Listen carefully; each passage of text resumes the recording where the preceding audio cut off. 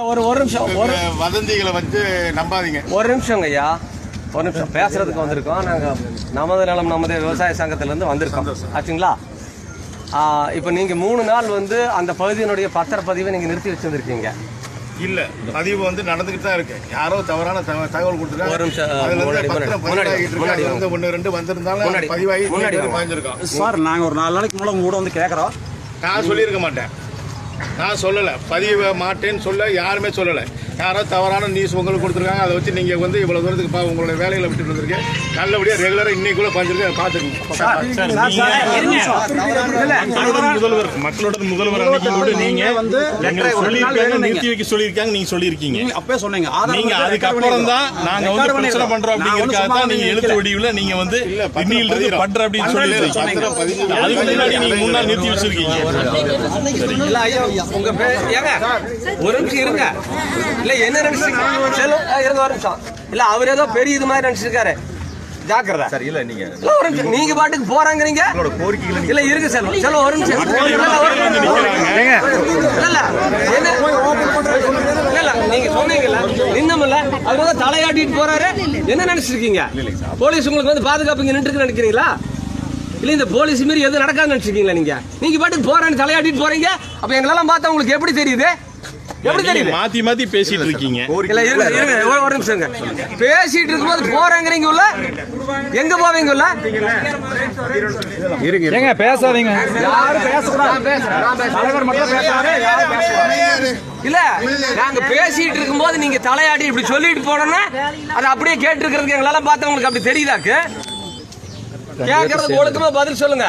Complaint ready பண்ணி வச்சிருக்கிறோம். இதே செல்வம் உங்க மேல எஃப்ஐஆர் போட்டு ரிமாண்ட் பண்ண ஞாபகம் வச்சுக்கோங்க. இல்லன்னா செல்வத்துக்கிட்ட தொங்கிட்டு இல்ல, ஆன்லைன்ல கம்ப்ளைண்ட் ரெஜிஸ்டர் பண்ணிட்டு நான் ஹைகோர்ட்ல டைரக்ஷன் வாங்கிட்டு வந்துருவேன். என்ன நினைச்சு பேசிட்டு இருக்கீங்க? உங்க பேர் என்ன முதல்ல சொல்லுங்க. செல்வம் ஒரு நிமிஷம். முதல்ல அவரு சரியா நடந்துக்கணும் பாருங்க. உங்களோட கடமை என்ன? அவரு இப்படி காட்டிட்டு இன்னைக்கோட பண்ணிருக்கா போறேன் அப்படின்னு போனா பத்திரப்பதிவு தடை இல்லைன்னு அன்னைக்கே நம்ம சொல்லி முதல்ல அவர் உள்ள போறேன்னு சொல்லக்கூடாது. நாங்க வேலையில திறமை நின்று இருக்கிறோமா?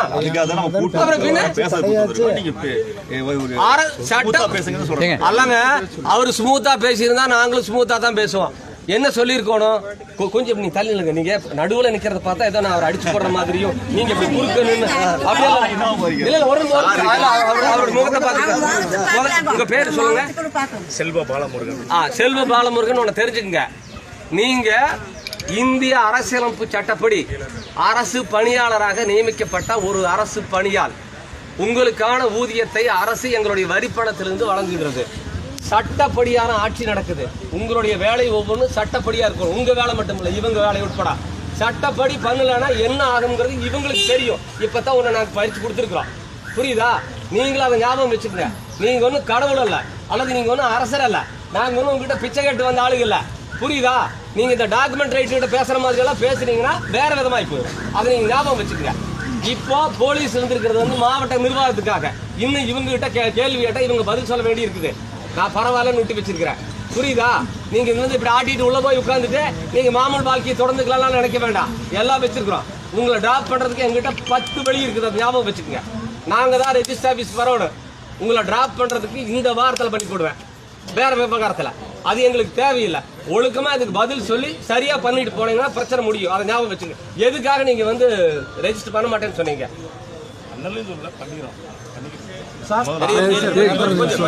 செல்வ இது என்ன பதில்?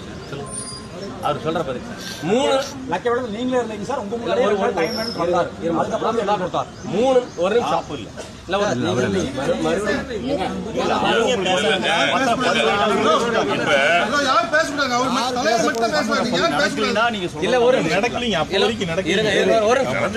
நிமிஷம் பாருங்க. நான் ஜென்ரலா பேசுறேன். இவரு 3 நாள் பத்திரப்பதிவு நிறுத்தி வச்சது மட்டுமில்ல, அதை பூரா இந்த 3 மாவட்டத்துக்கு நடத்தி விட்டார். ஈரோடு, திருப்பூர், கோயம்புத்தூர் 3. அதை நிறுத்துங்கப்பா. யார் அது? விளைவு என்னன்னா, இப்போ கிரைய அந்த 3 நாள் நின்னது மட்டும் இல்ல, பணம் கொடுத்து டோக்கன் கொடுத்திருந்தவங்க கிரைய மணி திரும்பி போயிட்டாங்க. இப்போ என்ன சொல்றாங்கன்னா, இதுல பிரச்சனை இருக்குது. நாங்க 2 வருஷம் போராட்டம் நடத்தி அதெல்லாம் சொல்ல வேண்டாம். அது இங்க லோக்கல்ல இருந்த பிரகாஷுக்கு தெரியும். என்ன ஏன் பிரகாஷ் எப்படி போராட்டம் நடத்தின, யார் யார் வந்தாங்க நடத்தி நிலம் எடுக்கிறது இல்லைன்னு சொல்லி போட்டு பாராளுமன்ற உறுப்பினர் ஆர்டிஓவும் மக்கள் மத்தியில் குளியூர் கூட்டத்தில் நாங்க எடுக்க மாட்டோம், விவசாய நிலத்தை எடுக்க மாட்டோம், நாங்க உறுதி கொடுக்குறோம் அப்படின்னு சொல்லிட்டு மீதி இருக்கிற நிலத்துக்கு அந்த 900 ஏக்கருக்கு பேசிக்கலாம், கிட்கோ சேர்மனை வர சொல்லி பேசிக்கலாம். நாங்க அதெல்லாம் ஒரு முடிவு பண்ணியாச்சு. இயல்பு வாழ்க்கை திரும்பிட்டு இருக்குது. இந்த பிரச்சனைக்கு அப்புறம் அப்பதான் ஒவ்வொன்றா வர்றாங்க.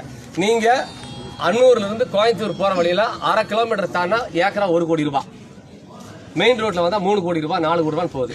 அங்க 40 லட்சம் கூட போறதில்ல. என்ன காரணம்னா இந்த இளவெல்லாம் தான் காரணம். இதுல இருந்து மீண்டு இப்பதான் ஓரளவுக்கு வந்துட்டு இருந்தோம். இவர் 3 நாள் பண்ண வேலை இப்ப மொத்தமா வியாபாரம் எடுத்து போச்சு. இதுல இருந்து மீண்டு எந்திரிச்சு நீ ஒருத்த வந்து பூமி வாங்க வருவானா இல்லையான்னு தெரியாது. சும்மா அப்படி சொல்லிட்டு நான் பண்ணிட்டு அப்படி போறதுக்கு நாங்கெல்லாம் உனக்கு காதுல பூ வச்சிட்டு இருக்கல, கடுப்புல இருக்கிறோம். இதனுடைய விளைவு இந்த மக்களுடைய பொருளாதாரம் மண்டையடி ஆயிப்போச்சு. இதனுடைய பின்விளைவு என்னன்னா வெறும் பொருளாதாரம் மட்டும் இல்ல, இவங்க வாழ்வியலையே பாதிக்கூடிய அளவுக்கு ஆயிப்போச்சு. ஒரு பொண்ணு கொடுக்குற இடத்துல கட்ட இடத்துல இவங்க எல்லாம் சிப்காட்ல போகாம இந்த பூமியை நம்பி போய் என்ன பண்றது, இங்க பொண்ணு கொடுத்து என்ன பண்றது, இங்க பொண்ணு கட்டி என்ன பண்றதுங்கிற அளவுக்கு இவங்க வாழ்க்கை பாதிக்கப்பட்டிருக்குது.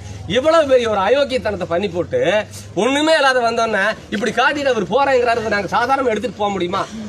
324 பிஎன்எஸ் 324, பழைய ஐபிசி 425, 26, 27, 440 இந்த செக்ஷன்ல அவர் மேல நாங்க இப்ப கம்ப்ளைண்ட் கொடுக்குறோம்.